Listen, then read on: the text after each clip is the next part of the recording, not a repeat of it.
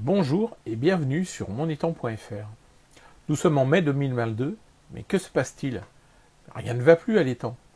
Entre Coucou qui bave au point d'en faire pleurer un saule alors qu'il ne le devrait pas, et l'eau qui baisse tant que son niveau est le même que ce qu'il devrait être début juillet, il y a de quoi s'étonner. Commençons par le coucou et le saule.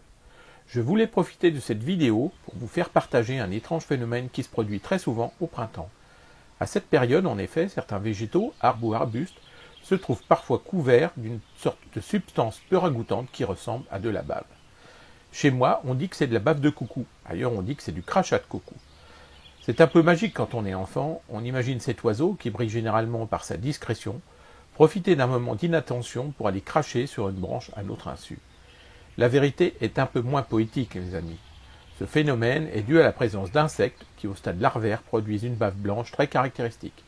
Cette bave sert à la fois d'isolant climatique et de protection contre les prédateurs pour leurs larves jusqu'à ce qu'elle atteigne le stade adulte.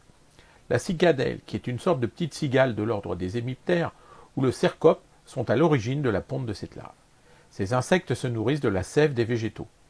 Les larves apprécient les temps raisonnablement chauds et humides, ce qui explique pourquoi on les observe généralement au printemps. Rassurez-vous, la présence de ces insectes n'est pas forcément synonyme de gros problèmes, et il est facile d'éliminer les larves avec un simple jet d'eau puissant, ou, encore mieux, en faisant confiance à l'un de leurs prédateurs naturels, tels que la mésange bleue. À vous d'attirer ces oiseaux en installant un nichoir adapté. En attendant, la présence de cette larve fait pleurer les saules de l'étang, et ce parfois au grand plaisir des poissons qui sont à l'affût, toujours prêts à gober un insecte maladroit. Regardez l'effet que cela produit sur l'eau. On dirait qu'il pleut. En parlant de pluie, la vraie serait bienvenue, car les temps baissent et même très fort. Le niveau actuel correspond généralement à celui que l'on constate début juillet, ce qui est très inquiétant.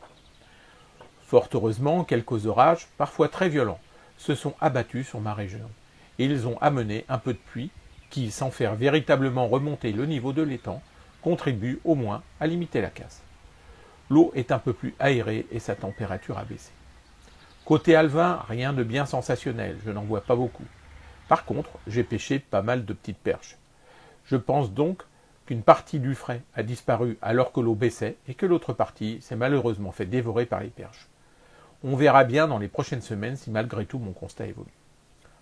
En attendant, si vous aimez mes vidéos, eh bien abonnez-vous à ma chaîne, laissez un pouce vers le haut et visitez mon site internet www.monetan.fr. À bientôt.